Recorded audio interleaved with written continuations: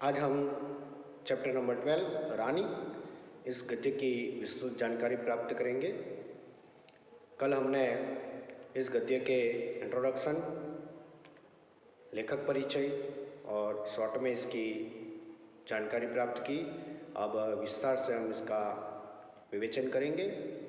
तो रियासत होने के कारण इंदौर में शानदार घोड़े और सवारों का आधिक्य था।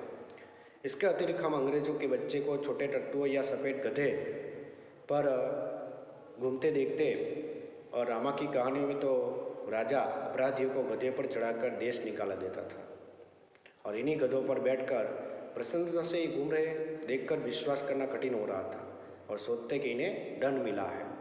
तो पिता की इतनी इंदौर में बहुत ही रियासत थी और उस समय शानदार घोड़ों की आधिक्य यानी कि महत्व था।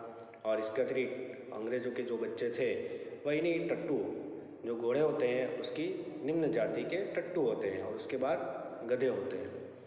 तो उस पर वह अंग्रेज़ों के बच्चे बैठे थे तो उन्हें आश्चर्य होता था, क्योंकि जो रामा है उनके घर का नौकर वो उन्हें कहानियाँ सुनाता था और उस कहानियों में बताते थे कि राजा किसी भी व्यक्ति को दंड देना चाहते तो उसे गधे पर बिठाकर देश से बाहर निकाल देते थे। और ये देखकर उन्हें विश्वास नहीं हो रहा था, क्योंकि अंग्रेज़ों के बच्चे तो उस गधे के ऊपर बैठकर बहुत ही खुश हो रहे थे। रामा के पास हमारी जिज्ञासा का समाधान था। उन्हें विलायत में गधे पर बैठने का दंड देकर भारत भेजा गया है, क्योंकि वहाँ वाहन नहीं है। तो रामा ने उन्हें यह बता दिया कि विलायत यानी कि विदेश में उन्हें गधे पर बैठने की सज़ा दी गई थी, लेकिन विदेश में तो गधे नहीं है, इसलिए भारत भेजा गया है ताकि वह गधे पर बैठकर ये सवारी कर सके। एक दिन हम तीनों ने बाबूजी को मौखिक स्मृति पत्र दिया और हमारे पास छोटा घोड़ा न रहने का अन्याय की बात बताई।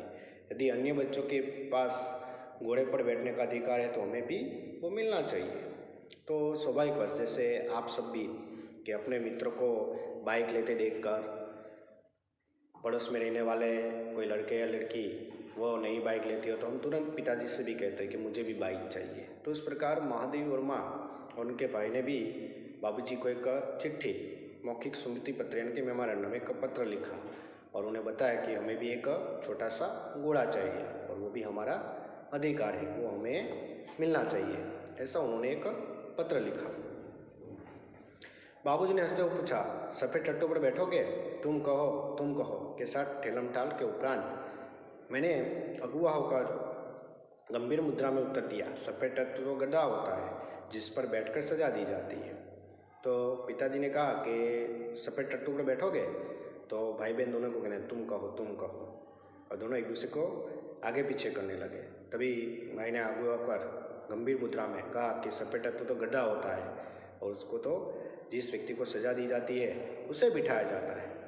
और इसी बात पर बाबूजी हंसे और पूछा, पता नहीं हमारे ज्ञान के वज्र स्रोत था या रामा को बाबूजी से डांटा या नहीं, परंतु कुछ दिन बाद हमने देखा एक छोटा सा चॉकलेटी रंग का टट्टू आंगन के पश्चिम वाले बरामदे में बांधा गया है। बरामदा तो घोड़े बांधने के लिए ही बनाया नहीं गया था, अतः बाहर से टट्टू को लाने के लिए दीवार में एक नया दरवाज़ा लगाया गया और उसकी मालिश करने तथा खाने पीने और घूमने के आदि के लिए देखरेख के लिए छुट्टन नाम का साइज रखा गया था। साइज यानी कि नौकर। तो यहाँ पे दो प्रश्न पूछे जाते हैं कि घोड़े का रंग कौन सा था? तो चॉकलेटी रंग का। और घोड़े को साफ सफाई करने के लिए जो नौकर रखा गया उसका नाम क्या था? तो छुट्टन। तो कुछ दिनों के बाद उनके आंगन में ऐसा एक चॉकलेटी रंग का घोड़ा आ गया और बरामदा तो घोड़े बांधने के लिए नहीं था, लेकिन उसके लिए उन्होंने एक दीवार तोड़ के एक दरवाज़ा लगा दिया और मालिश और उसकी साफ़ सफाई रखने के लिए छुट्टन नाम का एक नौकर रख दिया गया था। अब तो हम छोटे से टट्टू से प्रभावित होकर आतंकित भी हुए। हमारे तथा हमारे अन्य जीवन साथियों के लिए न मकान न कोई परिवर्तन हुआ, ना ही कोई विशेष नौकर रखा गया। रामा को तो नौकर नहीं कहा जा सकता, क्योंकि वह तो डांटने फटकारने अतिरिक्त हमारे कान भी खींचता था। तो उन्हें एक प्रकार से आतंक बुरा लगा कि हमारे जो अन्य जीव हैं, रोजी और निक्की जो कुत्ता और नेवला है, उनके लिए तो कोई ऐसा घर रखा नहीं गया, कुछ भी नहीं रखा गया, कोई नौकर भी नहीं और इसको इतनी सुविधाएं।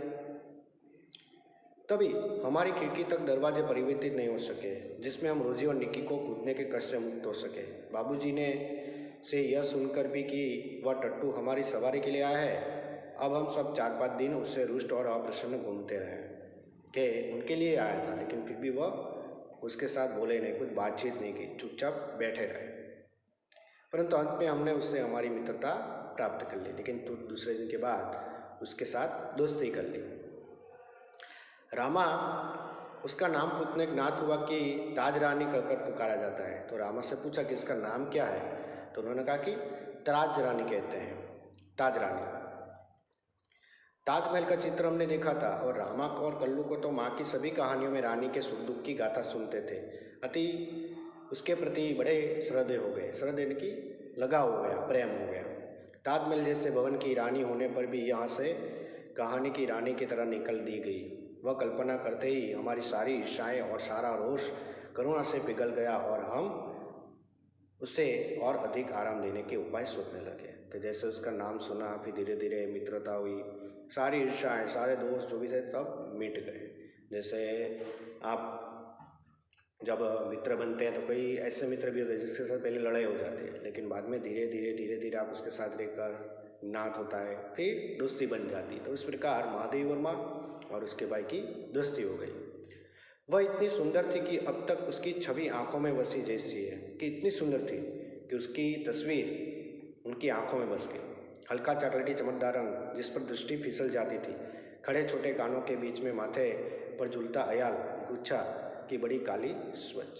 तो उसका वर्णन किया गया। चॉकलेटी रंग, उसकी दृष्टि इतनी फिसल जाती थी और कानों में जो और बालों में माथे झूलता हुआ अयाल और उससे काली पूंछ बड़ी सुंदर लग रही थी।